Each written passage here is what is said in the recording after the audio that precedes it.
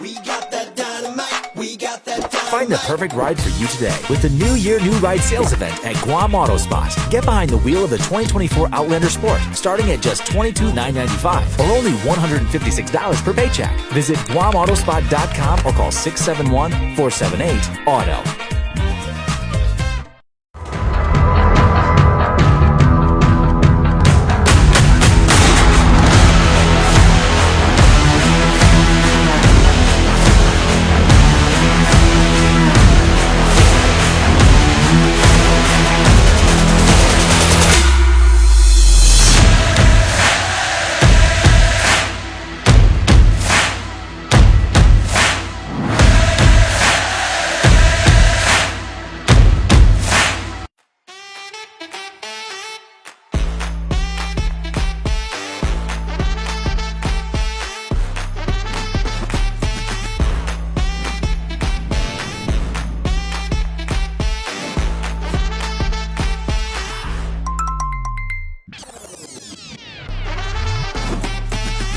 Find a plan that goes with your flow. Get unlimited local talk, text, and data at the most affordable rate with Unlimited Flow Postpaid, only at Docomo Pacific.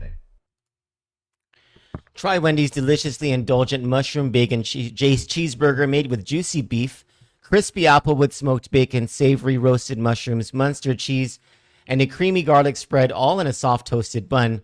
Make it a combo and try it in a double or triple. Wendy's, good done right. Beat the heat and fall in love with Cold Stone Creamery's ice cream cupcake, a rich chocolate cup filled with a layer of red velvet cake and fudge truffle ice cream topped with fluffy fudge frosting and milk and white chocolate curls. Take the family, treat your friends, or hog it all to yourself. Cold Stone Creamery, the ultimate ice cream experience. Kandit News is brought to you by 76 Circle K Guam.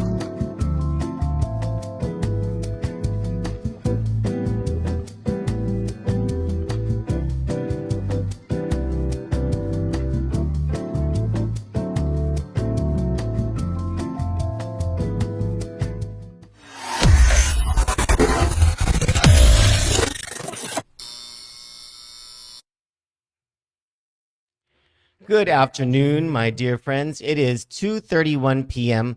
on Thursday, January 23, 2025. My name is Troy Torres. Starting you off with Two Sides of the Lightbulb live show with Carlos Pangelinan. It's Two Sides of the Lightbulb by Carlos Pangelinan and Troy Torres.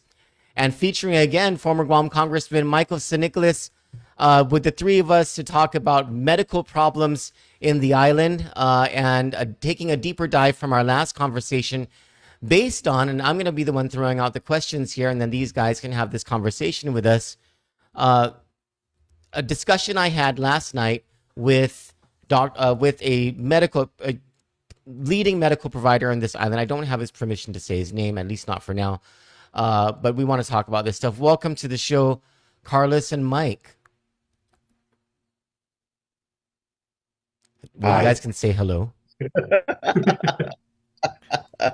All right. The last show that we did, it was over the weekend. We talked about the financial problems facing Guam Memorial Hospital. And that caught the attention of a leading medical provider who didn't necessarily disagree with everything, but felt that there was a whole lot that wasn't covered in our discussion on it. And well, let's start off with GMH finances. And Carlos, you talked about a electronic medical records or electronic health records system called eScript when you worked over at GRMC.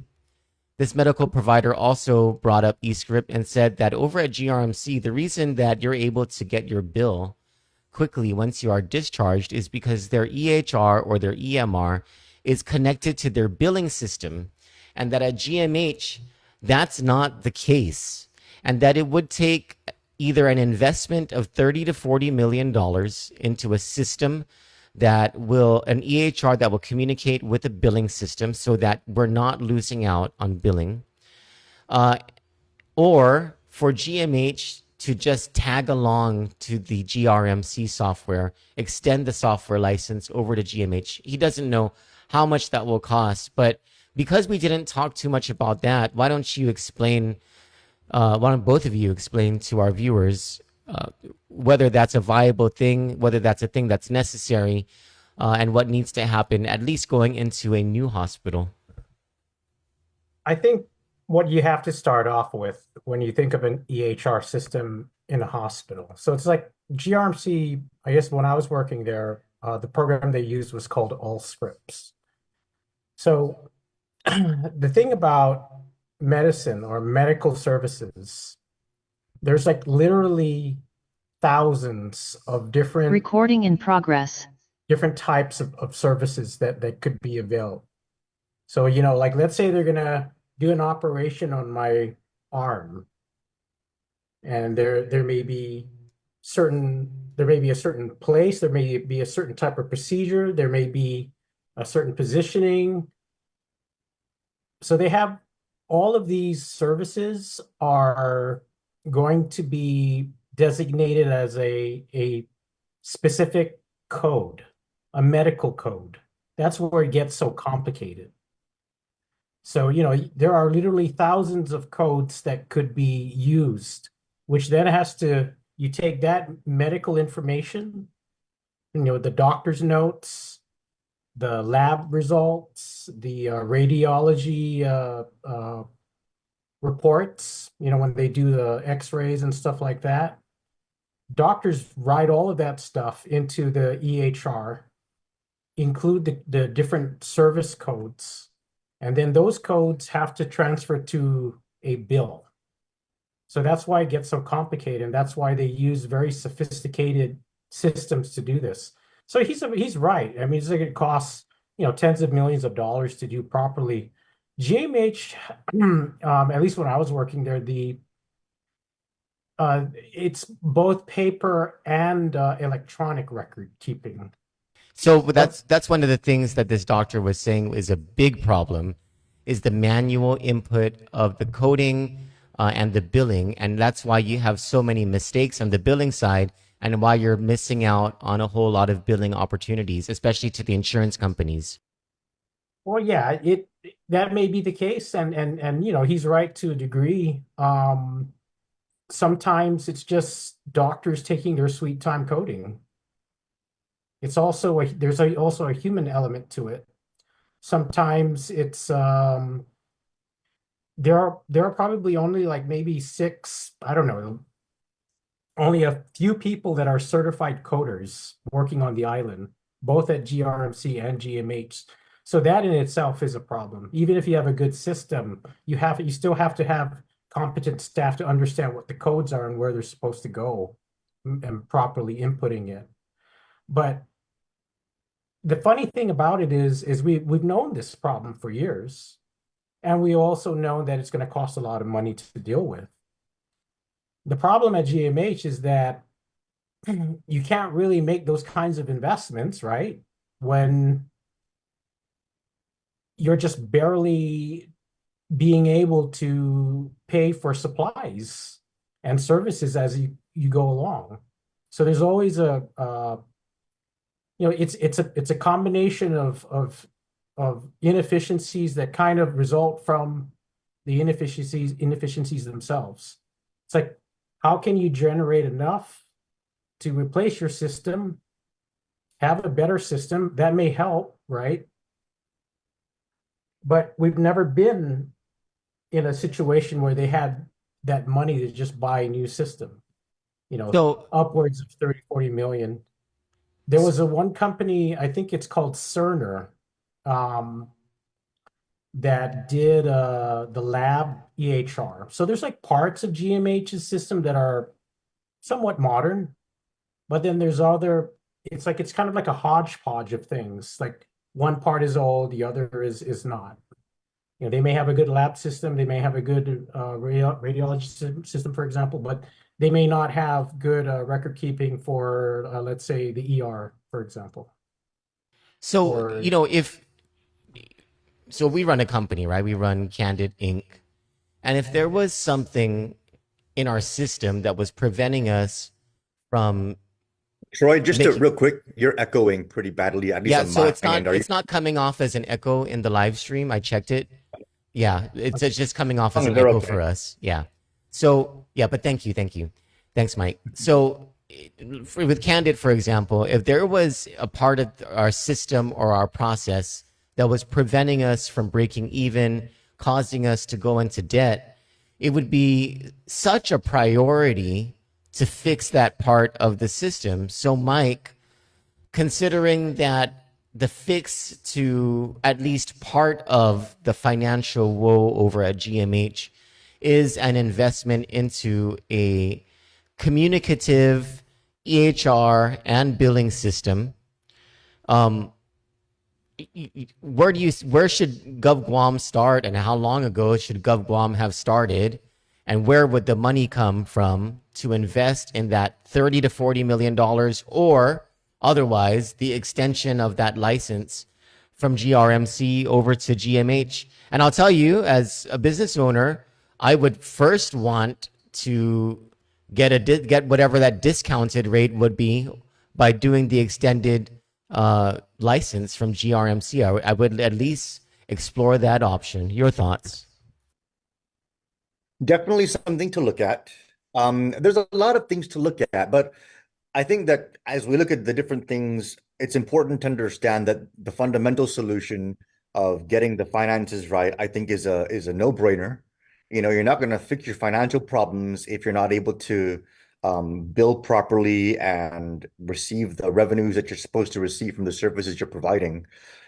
That being said, of course, you got the GRMC license, seeing if you can tag along with them, cost sharing it, splitting it in half. That's an automatic, 50% savings for them and, 90% recovery for us on the GMH side. But there's other things that we can do. For example, there's a lot of private sector operators who have the billings down pat. I don't know what this particular doctor's billings percentages are in terms of approvals. But I've spoken to some providers on Guam who have like 90, 95% approval rates. And I know for a fact that their operations aren't able to invest in a $30 million financial management system. Right. So the first thing that I look at is that price tag just kind of jumps out at me, and I'm like, whoa, how are we going to, be able to pay for something like that with an institution that's not making money as it is? And then how are these private sector players doing it? How are they getting to 90, 95% and not having to make that kind of an upfront What investment? what I'm Of told course, what I'm told by this provider is that the EHR is not like this homogeneous sort of system. There is an EHR module specifically for like a hospital operation, which is much more expensive than an EHR model for like a primary care clinic. And that's why, or like a EHR for a dialysis clinic would be different as well. And so that's why, you see a significant cost for a hospital. And then to your second point about how can GMH afford it, I suppose the outside the box thought here is, well, if it's such a priority to save GMH financially, shouldn't the legislature appropriate this money? so on your first point, right, that it would be different for an outpatient clinic compared to a hospital, for example. That is absolutely true, right? But at the same time, too, our GMH is not comparative to Cedar Sinai. It's not comparative to whatever other hospital we want to compare it to that's going to purchase a 30, $40 million system. Right. So what we need to do is we need to look at what the billings areas are that we have in GMH. What is the actual need? What is the solution that we do actually need to buy? Let's not go out and buy the module for the Ferrari when we're driving the Camry, right? That being said, too, are there areas where we can purchase modules that make sense, that are areas that are going to have the highest rate of return? Where are we suffering our biggest billing losses at? Can we purchase a targeted module for that particular area versus having to buy the whole big package kit and caboodle? Then you're getting a greater return on your invested dollars that are being spent, even if it's a smaller dollar sum. And the reason I'm having this conversation is because in the end, if we're going to find a billing solution for GMH, the doctor can come to us and say, this is the problem. And the doctor can say it's going to cost us $30 million, right? That is not a solution because there is no $30 million to purchase that. The question of whether we're going to invest something like that into GMH that's probably going to be shut down within the next 5 to 7 years. Are you going to transition that into the new hospital? Is a new hospital going to procure its own system? Are we going to have the same old GovGuam story where we spent 30 million bucks and now we're just going to flush it down the toilet because, oh, we're closing it down and we're moving on? So all those things, they need to be all factored in. But, at the end of the day, if that billing situation needs to be resolved, and I think we can all agree that it does, let's figure out exactly where the problems are. Let's figure out what the different options are in terms of solutions. Can we get something that's partial? Can we get something that's shared with GRMC? And then approach it from there, put all the options on the table. But I think the more surprising thing is why hasn't this conversation been had before? And if it has been had before, then where are the details so that we can all have an idea of how GMH is looking to tackle its billing problem? So Carlos might be able to help us with this conversation, and it is something that this medical provider brought up, and it's something that Dave Lebowski brings up in the first comment that we're getting on this live stream. This is what Dave Lebowski says. Electronic record keeping at GMH or a related system was purchased with a consultant for millions in the past, but then after GMH failed administration approached the legislature to replace it as the system was faulty or some such thing. How do you explain that? Well, this medical provider explained exactly what that was. He said that GMH invested millions into an EHR that they did not consult the doctors about. And so they got this EHR, and the EHR was so complicated for the doctors to use that they were spending, for example, for every 5 minutes they were spending with a patient, they were spending 1 hour on inputting into this EHR. And so that's why it failed, or that was among the reasons that failed. But the main reason that whatever this replacement EHR is failing is because it's not linked to the billing system. Carlos, why don't you give us some more in-depth detail about this EHR history and what needs to be done? I'm not given my knowledge of the system, I'm not aware of it not being linked to a billing system. There is a billing system that it's linked to, but what I can say is that a lot has to be invested to make all these different systems that have been purchased over the years to connect. They call it interfacing. So like, let's say you buy your billing, your billing accounting system from company A, and then you buy your lab EHR system from company B, and then you buy your clinic or your acute acute care bed, the different wards, the different areas, services from company C, because you only had the resources or the money to buy them. When you had the money, you bought things. So you kind of buy what the doctor, I've heard the doctors complain about the EHR, and I wouldn't blame them either. I would complain too. It's a story of you get what you pay for, basically. I think historically the problem, and Mike has pretty good insight on this, is the perennial shortfall of the hospital, for what it's worth every year, is usually between 20 to 40 million a year. Hospital bills the hospital will bill out maybe 300 million in any given year in services, and they'll probably get, if they're lucky, half of that. Half of that actually translates to a bill. And the actual expenses would probably be 20 to 40 million over that 150 or that 100 million. Let me take that back. So it's really it's almost like financial jujitsu, this constant game is played where I'm not going to pay vendor A, to pay the doctors or to pay the nurses overtime and stuff like that. So there's a lot of shifting around. They play this game, and as a consequence of that, as a consequence of bills not being paid, the types of vendors, the types of businesses and suppliers that will only work with the hospital will only be the ones that get to charge more because they know that they're not gonna get paid in a while. There's a lot of services and a lot of suppliers all throughout the country that will never work with GMH. Let's go And to the expenditure side because that's something we didn't talk about in the last episode of this, and this doctor brought it up.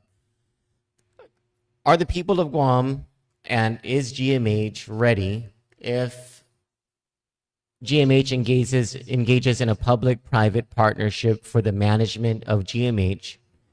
This doctor, and it made a lot of sense. He said this whoever the provider is, whoever the private partner is going to first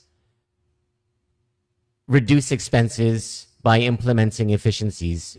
Read cutting jobs that are considered unnecessary to the private provider. You guys' thoughts on that?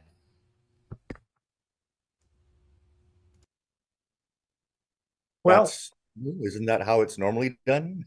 yeah. Yeah, but I don't hear anything too out of the ordinary there.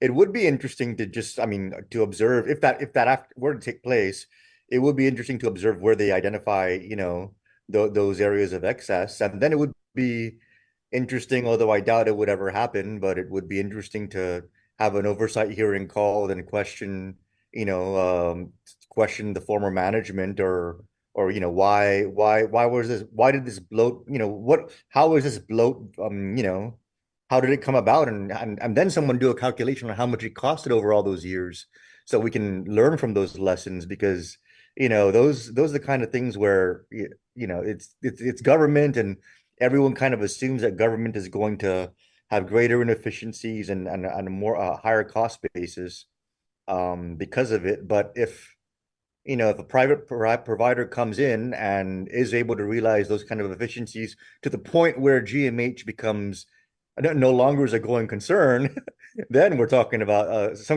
a really significant chain of I events. But I are the I people of Guam ready for something like that to happen? well, my It's happened at GTA. It's happened at the landfill. I mean, those were well, one was a receivership, another was a full privatization. But those are examples of what can happen. And there was I remember when I was much younger, a lot of conversation going on about the GTA privatization, and there was a whole lot of fear mongering about a lot of employees being displaced, and it turned out that a lot of them were absorbed into the new operation and they're thriving there. They're moving up in management and they're not being held down by a politically archaic system anymore. It's merit based, performance based, and they're rising to the occasion. That's the story of our people.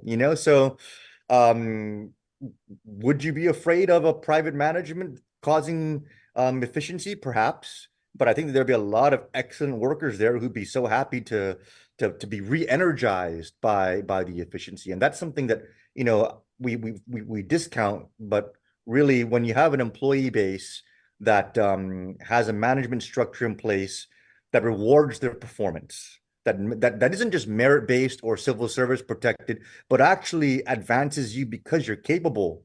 That's when you see employees rise up and make the operation thrive even further. And then you get greater return on investment from the workforce that's rising to that occasion. So I think Guam would love that. I'm an absolute proponent of any kind of change that brings greater efficiency. And I think that any kind of perception that would create fear in effectiveness is something that's going to just hold our island back and not move our island forward, whether it's a hospital or whether it's the entire government or island of Guam. We're going to get into some sobering medical stuff that this one medical provider talked to me about last night, namely regarding obstetrics. Is that how you say it? Or obstetric? I don't know. Obstetrics.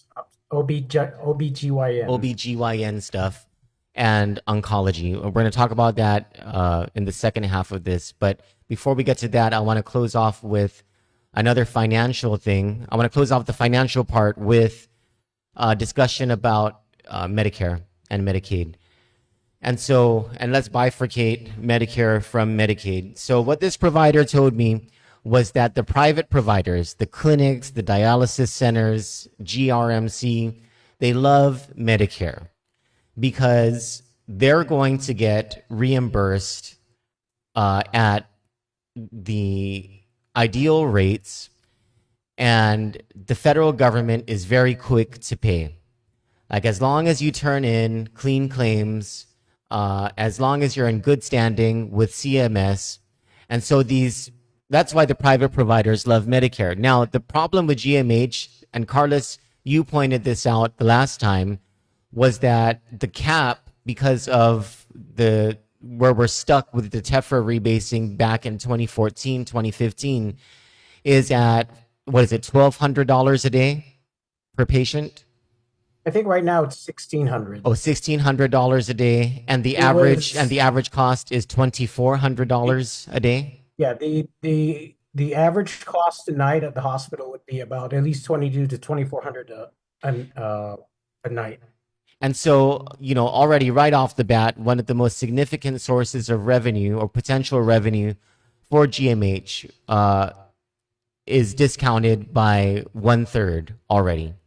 And so that's a significant financial problem for GMH. So this medical provider, one of the first things he said was, Benita Magnolia. Why did GMH let go of or accept the resignation or whatever of Benita Magnolia, who was the last and, by anyone's memory, only person who was able to successfully negotiate TEFRA rebasing?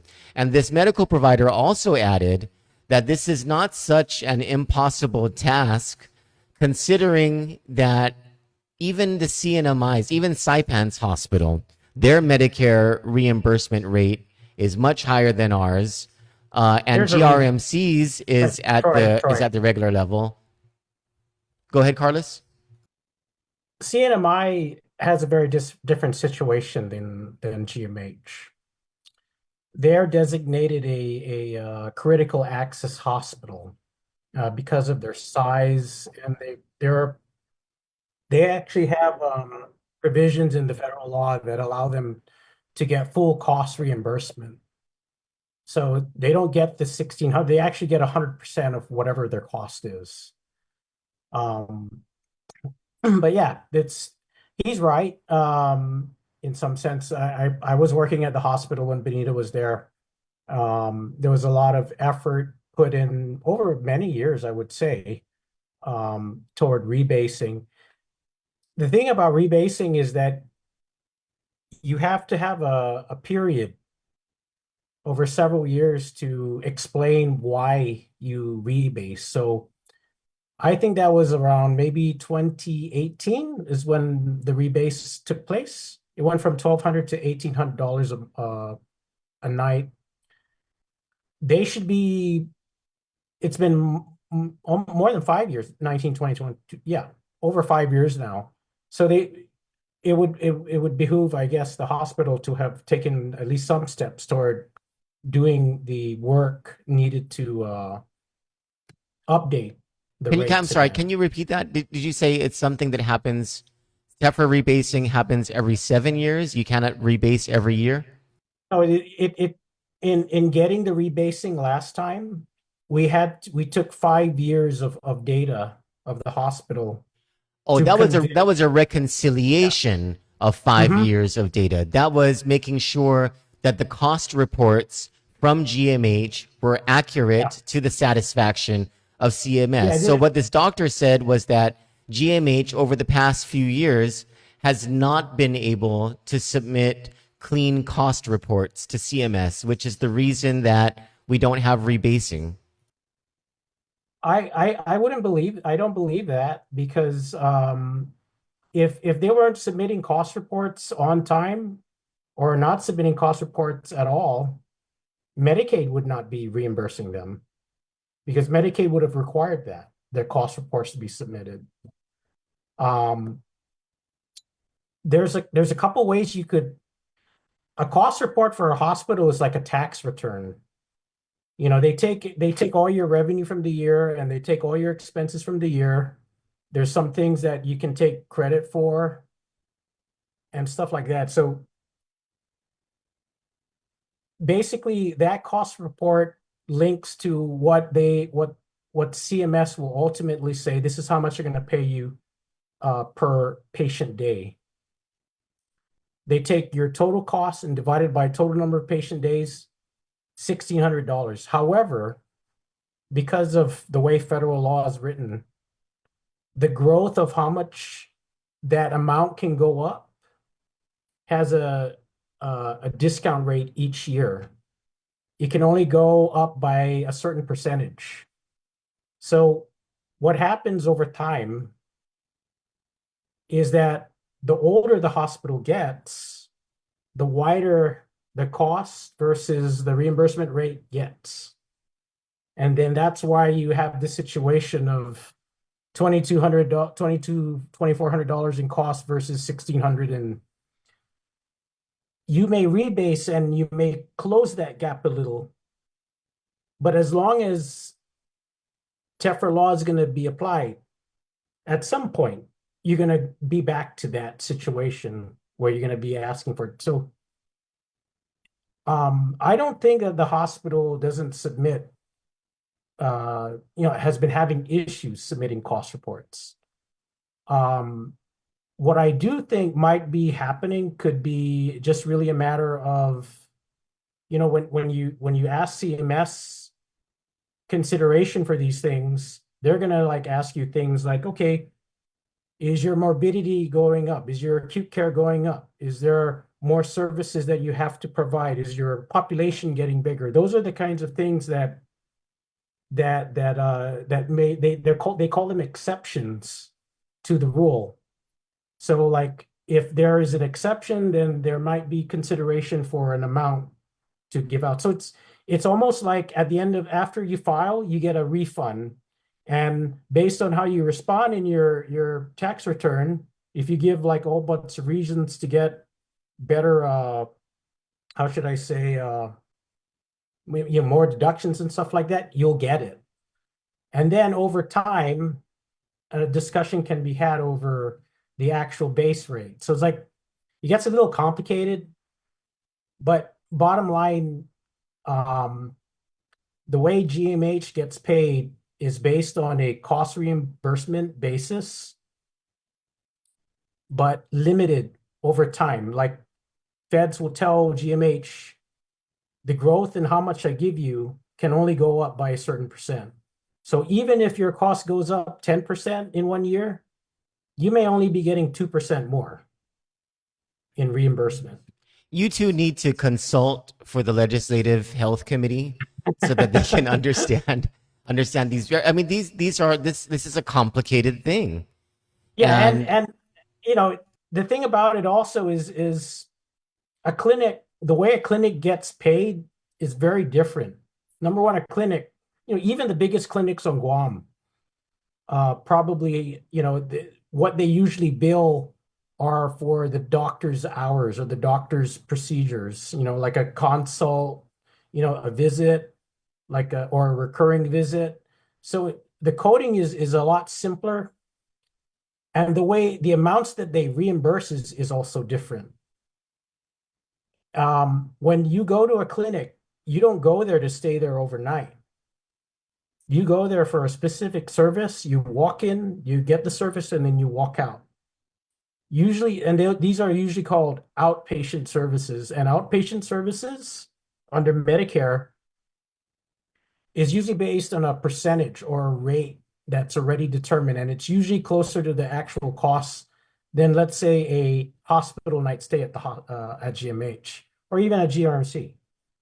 So most people go to the hospital because they're going to get admitted for something. That means they're going to like stay, or if you go to the emergency room and it turns out you don't have to get admitted, your bill, the way they bill you, you know, after you discharge from the ER, is going to be different from a person that actually stayed on the third floor in the ward, one of the wards, such as telemetry or med surge or whatever.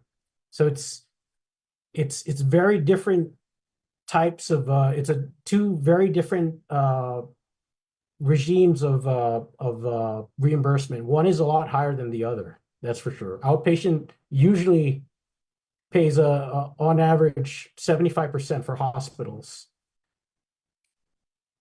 A lot of these outpatient services, because the hospital doesn't have the resources to deliver them, because it doesn't have the equipment, it doesn't have the technology, are provided by the community in different clinics. So even whenever you have a huge new hospital that has all the bells and whistles, all the equipment, all the technology and so forth, then they can provide more outpatient services that can probably generate more revenue.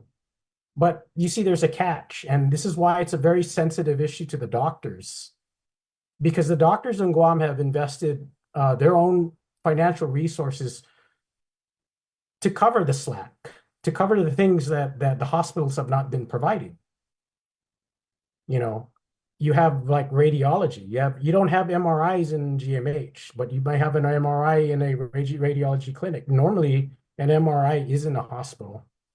So you have a lot of doctors that invested their time and energy and resources into developing the island's healthcare system. So that's why it's a sensitive issue with the doctors. Anytime there's a move to bring in a new hospital, like at GRMC, when GRMC came, it was controversial.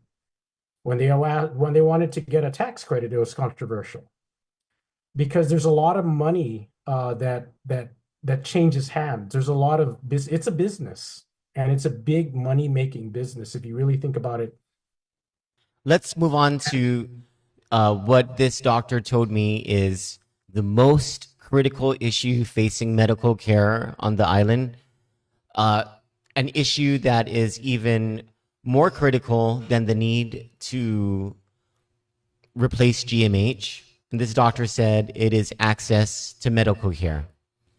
There is so much of a lack of access to medical care, whereas even if you have private insurance, there is such a lack of primary care providers, specialty care providers, specialty nurses, specialty doctors, lack of clinics, that it takes you quite some time to even get an appointment at a clinic. And if you have some sort of a heart problem or a problem with your sugar and you're waiting for your appointment to see the doctor, this doctor said that there have been instances where patients have died prior to seeing their doctor because that's how long it takes. And so let's start with Medicaid as being part of the problem. And the reason that doctors don't necessarily like Medicaid is because it takes public health months to reimburse the clinics for providing the Medicaid services. And that's why you don't see so many clinics accepting Medicaid patients. Carlos, you worked at public health. You were in charge of the division that oversaw Medicaid. Why does it take so long for public health to pay the clinics? It's a mix of things. I can tell you that, and in terms of timeliness, it's actually been worse in previous years. Much worse. And I would say that 80% of the time is usually has to do with technology, but also the bureaucratic process of getting just set up within the government of Guam. Medicaid is not like a private insurance company that it can just procure a system and enroll providers at will. It follows the government of Guam's procurement system. You have to get a vendor number. That in itself, I can tell you, can be sometimes challenging because you have to work with DOA to be registered as a bona fide vendor of the government. I know that I think when was it? I think during Typhoon Marwar, the clinics and the providers were shut down for about a month. I hope Mike knows that his camera's on. Okay. Our system that we were using at public health was offline for almost 3 months. So they had a tremendous backlog, and I don't know if they cleared it out, but I know that it was a backlog for almost 6 months. The good news is that I know for a fact that the people currently at public health are working on some real changes in terms of technology. There was a law introduced recently by Senator Tina Munia Barnes. I don't know if you're familiar with it, Troy. I think I brought it up to you before I left. They called leverage and reuse.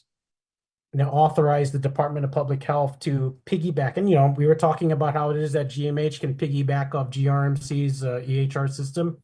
Well, Munia Barnes legislation, which passed, I believe, last summer, allowed Guam to do the same on a statewide level. So they can actually is that going to speed up the process?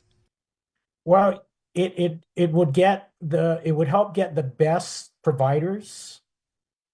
It would certain that CMS already approved, because if they approve a system in West Virginia, then they will most certainly approve a system that Guam decides to piggyback off at West Virginia, for example. Or it could be another territory, like USVI, which actually has done a lot of work in this area, leverage and reuse of statewide, other state technology. I mean, this is something that CMS has been wanting Guam to do for years, many, many years. And it's finally happening. And it finally happened. We're not going to see results like right away, but I do know that the work is underway now. Mike, what are your thoughts? You're the one who is largely responsible for the stupendously major increase in federal funds from Medicaid. When you were in Congress, you managed to get the Medicaid reimbursement rate up to 87%. I can't remember. Was the cap removed? Well, why don't you answer that question? And do you have any thoughts about this Medicaid payment issue in light of all the work that you did to bring the money in on the federal side? Before he starts, you also forgot he also helped get the COFA migrants back on Medicaid. Oh, that's right. That's another significant boom. That was one of the big. That's a big one, and then the 83%, which is still in place for the next several years. Yeah, I think thanks, Troy. I do want to say that was a Team Guam thing. I know a lot of work went in at the agency level, at the administration level, for the Medicaid adjustments there. We just so happened to be in office and able to facilitate that, and having a background in the issue, having served in the Guam legislature, I was able to articulate the case, and then having my finance background, I was able to let the numbers speak for themselves and just kind of reinforce what they illustrated. And for the COFA migrants, that was a team Micronesia approach. definitely. And yeah, we're just grateful that we're able to get them on board. I know the COFA migrants are not a part of the actual Medicaid calculations for Guam. They're like phased into the big system, so they don't even impact our Guam numbers. I know our cap, I'm rusty on the numbers. It's been a little while, but it's not. We didn't lift the cap entirely, but we got it up so high that it's going to take some real effort to get us to a place where we push up against it. So basically, with the COFA, as Mike stated, the COFA migrants would be covered by Medicaid, but their coverage would not apply to the cap. Right. So that frees up whatever the pot gets bigger for the local population. The only problem is you still have to like fund the the local Match. side. Right. Debbie Kanata has a great question, and I'm wondering the same thing. She asked, isn't there a law requiring payment to be made at something like net 30 days? There's a prompt payment law for private insurance companies. I'm not sure if it applies to the government insurance. So like Select Care has to pay a clean claim within 30 or 40 days, something like that. Oh, okay. So it probably does not apply to the government side, right? Probably not, because obviously providers aren't getting paid. Did I answer your question, Troy, on that Medicaid thing? I feel like I just explained it and then I Well, no, I went interrupted off. you. You were probably going further. So, but no, you didn't answer my question yet. Actually, let me reframe the question. Okay. And I don't mean to put you on the spot here, but if you were the governor of Guam, what would you do to resolve this issue of more prompt Medicaid payments? How would you help public health so that they could process the claims faster and get the payments to the private clinics faster, and also to the hospital, because the hospital is a vendor of public health Medicaid? Well, the issue, the issue you touch on has so much collateral damage, right? First of all, we brought in when we got the federal law changed to increase the cap and to increase the matching rate. That was essentially tens of millions of dollars more for Guam to be able to avail of for medical care for the Medicaid eligible. The challenge of payments getting to doctors, it pre-existed the influx of funds, but the influx of funds didn't make the situation easier. It made it harder. There was just so much more now to process, and so much more to be able to service, which is a good problem to have, but it exacerbates a processing problem that pre-exists. And so now the investments that are being made, as Carlos mentioned, I think helps to get things moving in the right direction.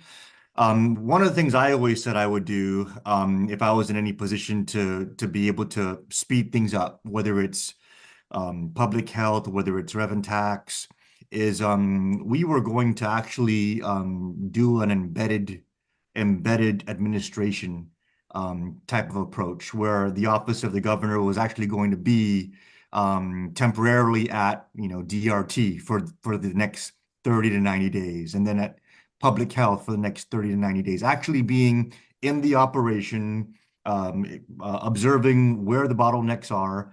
And then we would have created I call it a rapid response team, to be able to, all employees out of Adelup, to be able to surge into these particular agencies to not only alleviate the bottlenecks, but to also be able to respond in future circumstances, identify surge times, identify when things are getting backed up, and then surge in the personnel at that point. So if it's month end, if it's beginning of the month, if the billings are happening or they look like they're seasonal, being able to identify those bottleneck trends is where the management response can really come into play. And then after that, it's just a matter of investing the resources, where they're going to have the greatest return. If you're going to do a lot of hiring, are you hiring personnel in places where we're going to alleviate those bottlenecks? Because the sooner we can get the dollars paid to the doctors or to the clinics, the sooner we're able to realize tax revenue from those services and keep the cycle going again. The sooner those hospitals and clinics are able to reinvest those proceeds into their operations and improve medical care, not just access, but the availability of services to Medicaid patients. When you have a limited number of providers providing services to Medicaid patients, it's not just a service bottleneck. It's a type of service bottleneck because you're not going to have other providers who provide different services that are already inundated with a private sector paying clientele, all of a sudden going to open their doors to a Medicaid clientele that is one, going to pay them at a lower rate, and two, going to have a billing cycle that's going to be unpredictable. So those services are going to be unavailable, out of reach for the Medicaid population. So the underlying problem that the doctor mentioned, because we're tying it into Medicaid into this conversation, but it is the access to care, and the access to care is a fundamental problem. The payments and the billings do play a role in that. The government's ability to function as efficiently as possible so that things are flowing as smoothly as they can is an issue. But I do want to point something out. In Maryland here, to get a doctor's appointment, it takes about 2 months to 3 months to wait. You got Kennedy Krieger, you got Children's National, you got these big providers. It still took almost a year for us to be able to get an evaluation for my boy for his autism. So these bottlenecks, they are present on our island. There are unique situations to Guam that exacerbate those bottlenecks and those accessibility issues, but this is a nationwide problem. This is a global problem. In fact, I sent to one of our chats that it might be a good idea to do some investment in some telehealth companies because the solutions are few and far between. You cannot pump out medical professionals fast enough to meet the population growth and to meet the shortfall in the retirements and the attrition. So there's things we can do. The doctor is correct that accessibility is an issue, but it's not something that there isn't just some magic switch we can turn on Guam that's going to all of a sudden make that problem go away while the rest of the country is suffering from it, unless, and this is a big one, unless we can get the doctors to get behind us recruiting from the Philippines and being able to surge in those professionals. A lot of the reasons why we can't get them over here is because of the American Medical Board licensure requirements. If we can figure out ways to create a trial work period or whatever, I mean, some kind of way to transition that available workforce out there over to here. When I was struggling back when, gosh, this was 14 years ago, when Caleb was 3 years old and we were struggling to get him diagnosed for his autism. We couldn't get appointments. We couldn't get appointments. Everyone was backed up. We got on a plane, went to the Philippines, and what was a 7-month ordeal here on Guam to try and get him diagnosed, we got it done in about 5 minutes. We were able to get the child specialist to see him. In 5 minutes, he diagnosed him. He referred us to a treatment specialist, and we were able to get some help for him while we were there. We scheduled, an annual trip out there to get him that help. And as I spoke to these professionals, I said, we have a serious lack of these services on our island. Our people are struggling to get health care. The costs are exorbitant. Would you guys come to Guam if that was available? And they just, without even hesitating, they said yes. Absolutely, they would. Absolutely. Not only would their compensation levels be much higher than what they're getting compensated there in the Philippines, but just being able to reach out and to help in the region and to be a solution to medical care challenges.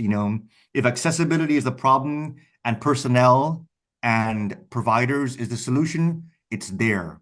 We just need to do the work necessary to be able to get those H1 visas and to be able to get the licensures to be apply here. And it'll be a similar approach to getting a visa waiver. You know, we talk about all this work getting into tourist visa waivers. Oh, we got to get the visitors here. We should put that same energy into getting the medical professionals here. We get that in, we get the access to care situation solved. We may even be able to bring down the cost of healthcare, which, oh my goodness, would be a great thing for everybody. And then all of a sudden, Guam becomes a place to go to in the United States to get medical care.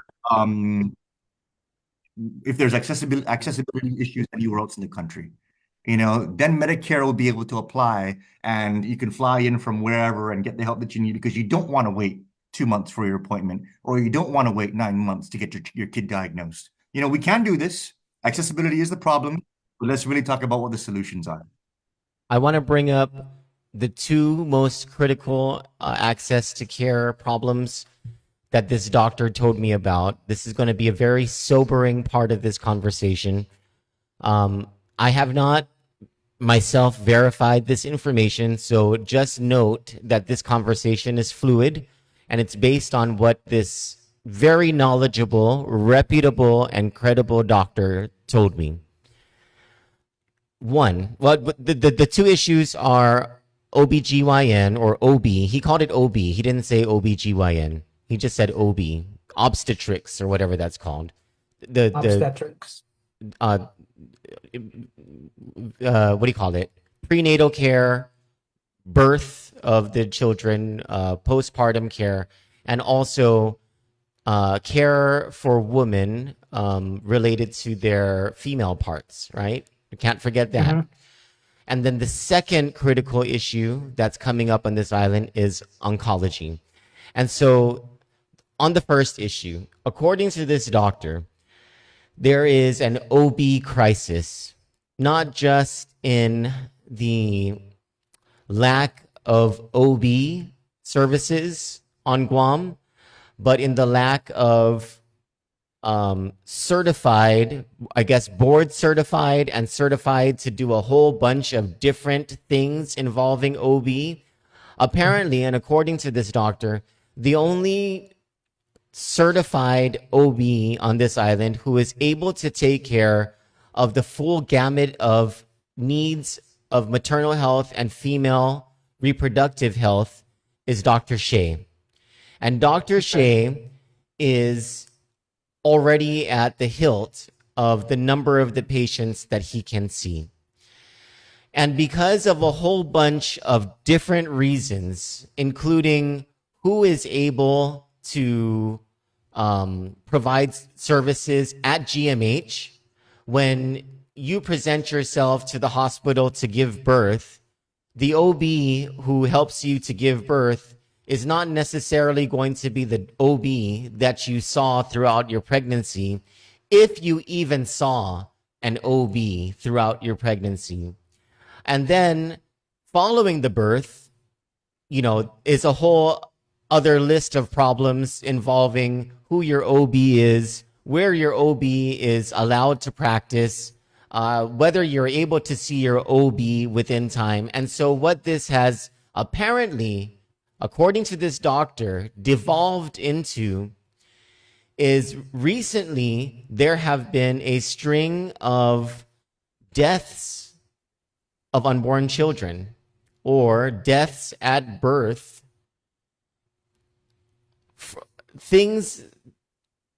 deaths that should not have happened if proper care was administered. If we had enough OBs and enough OBs who were qualified to do the work that was necessary. For example, according to this doctor, within the last 2 weeks, a full-term baby died because the woman's doctor, and the woman got full prenatal care. She did everything right. The problem was, according to this doctor, that whoever her doctor was waited too long to deliver her through C-section. She delivered at 42 weeks. And so the baby was already dead by the time the C-section happened. What is this doctor alluding to, Troy? Is he saying that there's some kind of a competency issue with both a competency issue but it's not necessary. I mean, the competency issue wouldn't exist if there were more than just one Dr. Shea. So it's a Yeah, competency issue and a resource issue. but the thing about it is, I get it. I get it. There's a shortage, right? If it's a competency issue, the authority on that would be licensing. And who runs the licensing board are the doctors. You know, it's made up of doctors. They're the ones that basically decide who gets to work on Guam. As far as recruiting, my thing about it is Mike is absolutely right. A lot of these problems with access is not uncommon, particularly for small communities, and even much more so for Guam because it's not just small, but it's also pretty remote and isolated. The thing is, in Guam, we will always have this perennial issue of particularly specialty care. And within oncology, there's a whole slew of different types of oncology services. Child cancer, or lymph node or blood or whatever, different kinds of skin cancer. You have like the reality is that there's a reason why we go to places like LA, Manila, Boston, New York. We don't go to places like Sacramento, California, where next to where I live. It's not big enough. It's because these specialized services need to have a base of demand to make sure that these doctors are proficient, are continuously proficient, because for them to be good at what they do, to be competent at what they do, they need to have X number of procedures in a given amount of time. That's why whenever Guam gets a specialty doctor, and they put it up in the paper, or they advertise it for one particular clinic, they're only going to be there for like 6 months. It's like a visiting physician. But Mike touched on something that I thought was very fascinating, and I've always agreed. I mean, if you wanted those services to avail on Guam more often, you have to figure out a way to create an environment where the demand exceeds the supply. The demand on Guam is too low to provide the whole gamut of services. That's why you're always going to have people coming in. There are places in the world that figured it out, and that's through medical tourism.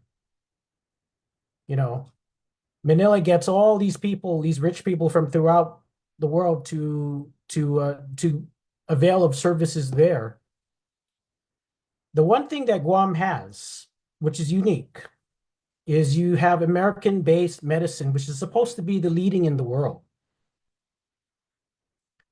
Our doctors are supposed to be American-based, trained, their residencies, their training, their schooling. If there was a way to leverage that, make the licensing, the recruitment seamless, to have them come here, figure out a way to bring demand into Guam for American-based medicine. I don't know, could be for a plastic surgeon from New York, for example, or LA. People in Asia that have the money to just come to Guam because they want that type of care from a American physician. Maybe that would be a way to deal with it.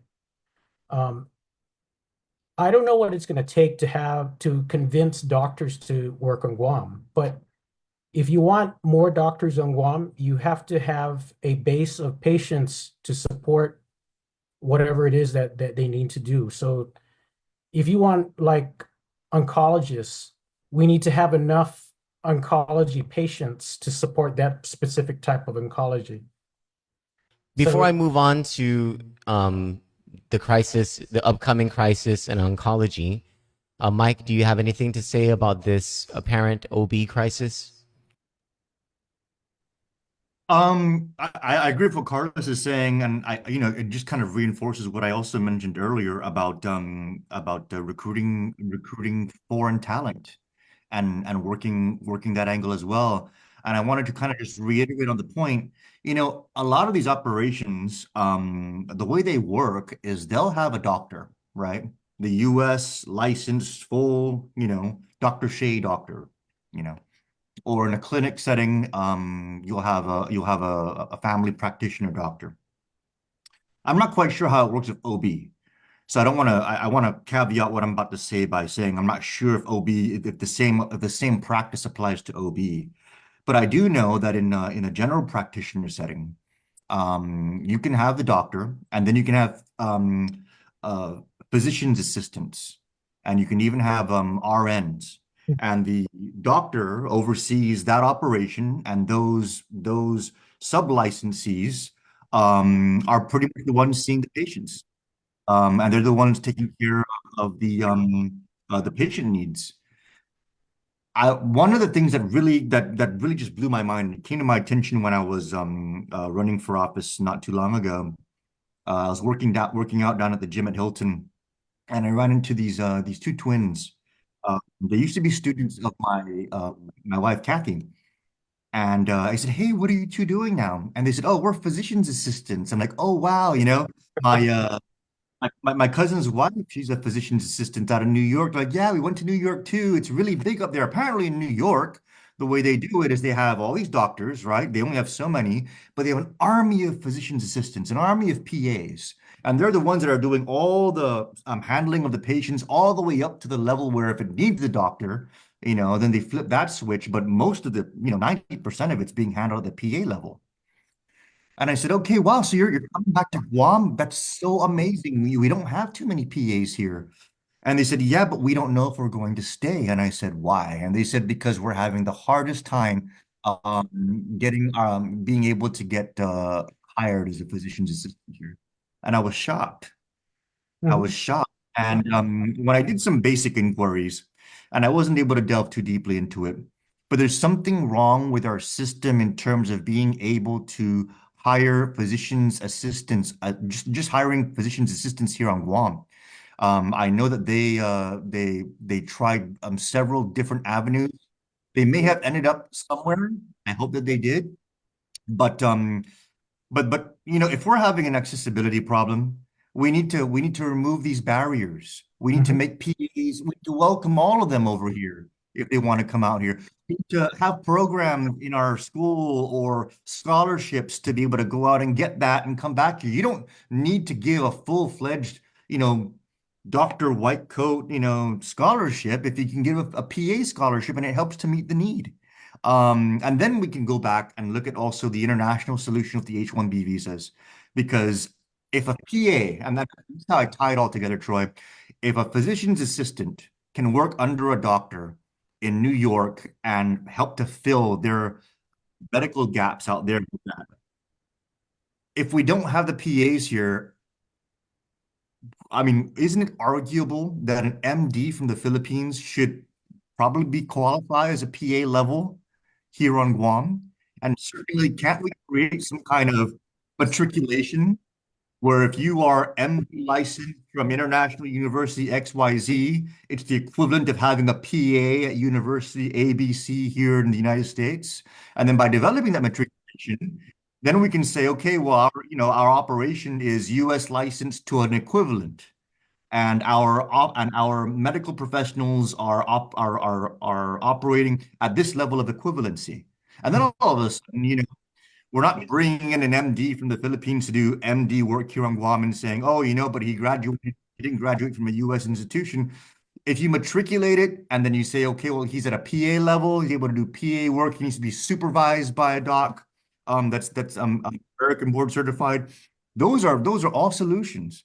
And it doesn't require a massive amount of investment. It doesn't require a massive use of time and effort. You don't need to go out and hire some $40 million PR firm to go and put ads in the papers all over. You can do these kind of things.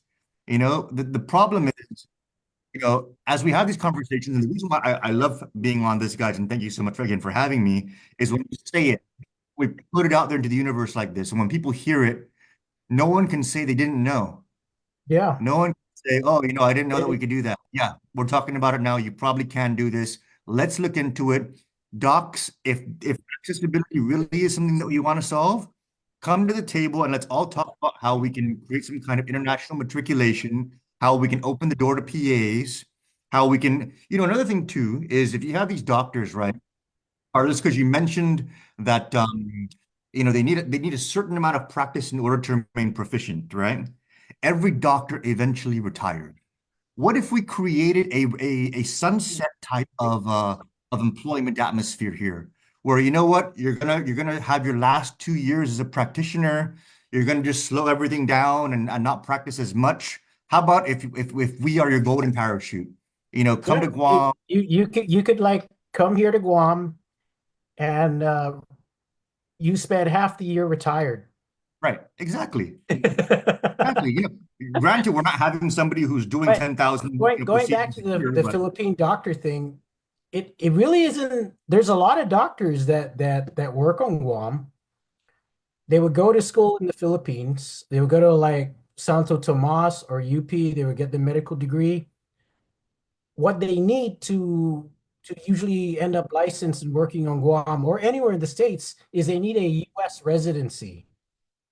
They need to go find a hospital that has a residency program, work there, do their residency, and then they can get licensed and then they can go work here. The cost of medical education in the Philippines is obviously not that much.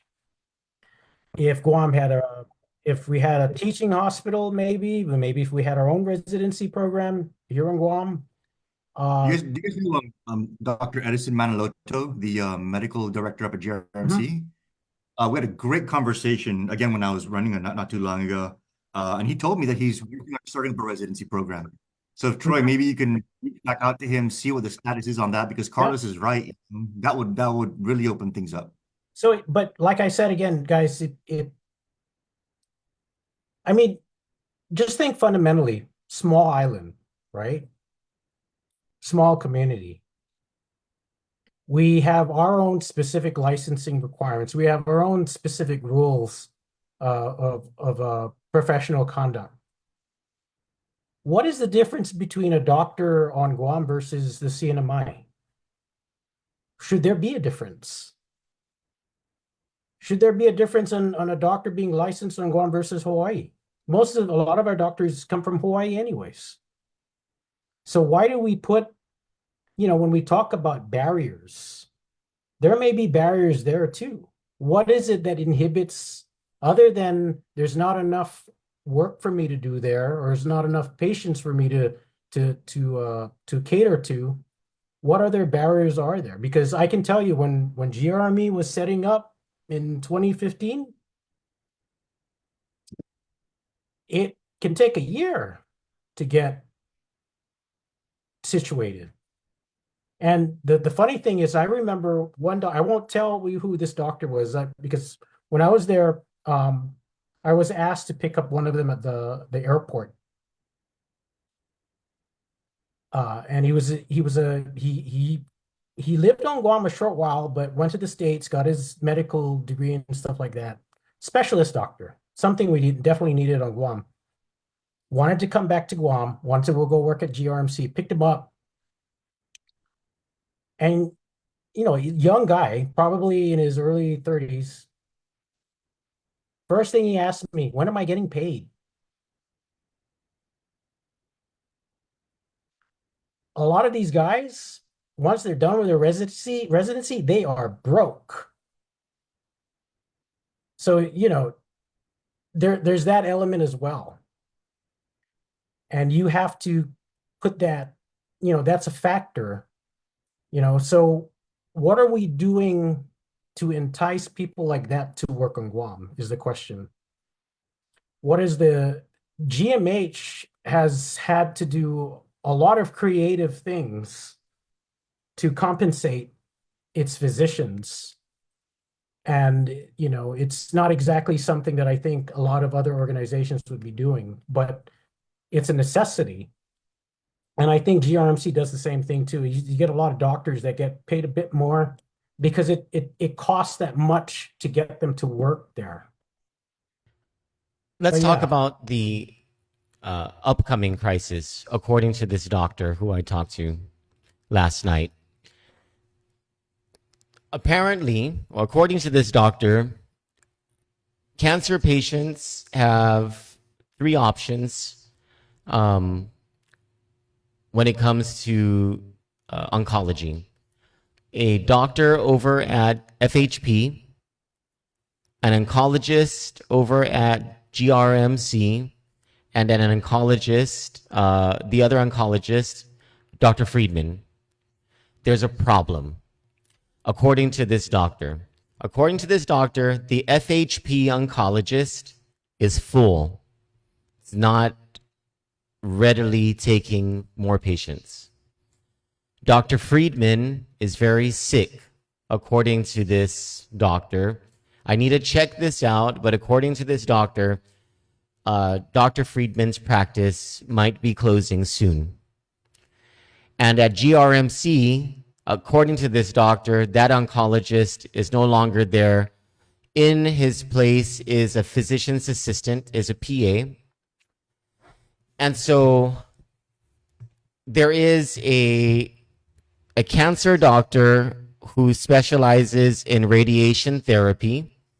So for those cancer patients needing radiation therapy, that won't be so much of an issue, so much of a crisis. But for cancer patients who need chemotherapy, according to this doctor, when Dr. Friedman shuts down, if you cannot get into FHP, your only recourse is going to be the person over at GRMC who does not have the authority to prescribe chemotherapy. And so the only real option that there will be is some telemedicine option or function where that PA is able to work with an oncologist from somewhere else for each of these patients to get the prescription for chemotherapy. I'm not asking you guys to solve this problem. I'm letting you know what the problem is and see if you have any thoughts. You've already pointed out an issue just in what you've been saying. We do have a telemedicine law, but my understanding of that law is you still have to get licensed on Guam. You still have to, you can't just, dial up and call GMH and consult the patient. You have to have a patient who's sponsored by another doctor who's going to have, doctors have to refer each other's services. And that's where the law gets kind of cumbersome. So, because Carlos, you're kind of just like, you're kind of beating around the bush a little bit. yeah, I know, but I'm still in the trade. I'm still in the industry, and I have you know me, I always get myself into trouble, so I'll just say it out loud, right? Why don't we just license, like, for example, if you're licensed in California, why don't we just automatically pre-approve you? And then if there's a complaint filed, then it gets adjudicated by the local authority, right? And not only that, while we're at it, why don't we also license all of the health insurance companies in California and all the other property and casualty insurance companies in California? So trust but verify, a trust but verify policy. If they're meeting the California threshold to be able to operate, then they're certainly going to be meeting a threshold to operate here on Guam. And then if there's a problem, then the complaint gets filed with the regulatory agencies here, and that gets adjudicated here. But if we break the barrier down, then all of a sudden there's no more gatekeeping. And if there's no more gatekeeping, then we're able to have people looking at Guam as an opportunity, and then not having to wonder about, how do I get through all these barriers? Oh wow, I'm already licensed in California. Okay, let me go set up a shingle. It would make sense. As far as licensure and ability to practice, it should be as seamless as just registering. You're going to register on Guam. If there's a grievance, if there's a complaint, that could be adjudicated on Guam. The Guam regulatory authorities will take action to protect the interests of the public that way. but we don't need to man the gate so much where you have doctors in the background, in the dark, complaining about other doctors in terms of their conduct and their professional behavior, and then at the same time complaining about not having enough people. When in reality, the medical community has really been the one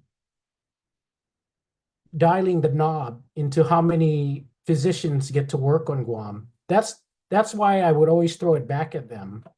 They can complain all they want, but they're the ones that license them. They're the ones that, ask David Lubofsky. He knows this. So Yeah, I wasn't expecting you guys to provide a solution to this oncology problem so much as I just wanted to let you know that according to this doctor, this is an impending crisis. Now, again, I want to make sure to let our audience know that I have not verified this information. I'm throwing this out in this conversation because it's timely to our topic, and it is a news story that I'm going to be working on in trying to, verify this with FHP, GRMC, and Dr. Friedman's office. But I mean, if this information is correct, our people who are afflicted with cancer, especially those who need chemotherapy, might be in a bit of trouble if they don't have the resources to travel to Manila. And just a real quick, Troy, on that, because I know we kind of didn't really touch on that topic as much. But the solution that you mentioned about the PA and the telehealth, if telehealth was enabled for this physician's assistant at GRMC to telehealth with an oncologist in a different location, that's actually how it's done out here in the States a great deal. You have a doctor who has multiple locations, physician's assistants in all those different locations, and they're routing themselves around through the different locations to be able to meet the patient need. So, for example, a physician's assistant at GRMC, we have a tendency, right, to immediately in our mind think that there's somehow, we're not getting the best care if we're seeing a physician's assistant. And the reality is, of course, an MD in their respective fields is always going to be preferred. But if you've already been diagnosed with a cancer and you need a prescription for chemotherapy, it doesn't matter if the script is being written by an MD or by a PA, you're gonna get the same chemotherapy, And so in terms of being able to solve at least that part of the access problem, we should look into enabling more PAs to operate on the island, recruiting more PAs to Guam, and fixing the telehealth law in a way that, this is where our time zone can actually really work in our advantage. All these doctors who are working day shifts, if they have an available evening, they can be servicing a PA on Guam during the daytime on our time zone. So this is where all of a sudden we can have moonlighting medical professionals, telehealth to our community and filling that gap with PAs. So it's very unfortunate that we get to these crisis inflection points, but for us to be getting to these points, whether it's in OB, whether it's in oncology, whether it's in the general question of access period, can't just point to a huge problem and kind of just leave it open-ended from there. Because really, aside from what we're discussing here, what would be the solution? What we're gonna manifest $100 million out of nowhere every year and pay a medical team triple to recruit them to come and take on this hardship tour out here on Guam? Those are just not going to be solutions. They're not practical. So tackle it practically, identify the problems, and be honest about what the potential solutions can be, and then just work from there. We need to stop worrying about whether or not opening up a certain channel, whether it's automatic licensure for everybody who's licensing good standing in California, or whether it's opening it up to medical providers internationally, whether it's residency programs. as much as you can only protect your industry so much before all of a sudden you're starting to scream there's an industry crisis, you know? And so we need to be honest about that, and we need to meet that in the middle, where of course we want to nurture our professionals who've made the investments on the island to be able to provide the care.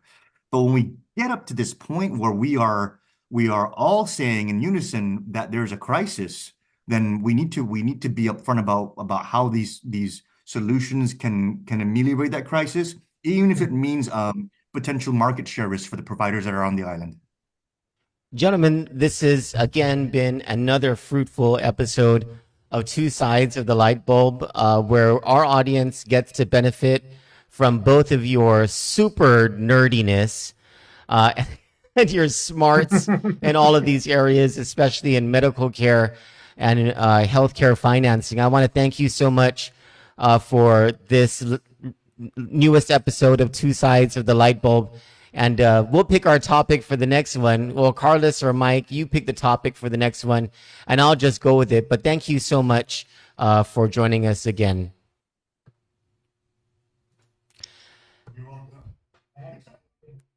Everyone, thank you so much for joining our live conversation of Two Sides of the Light Bulb. I love you all. God bless you, and have a wonderful day.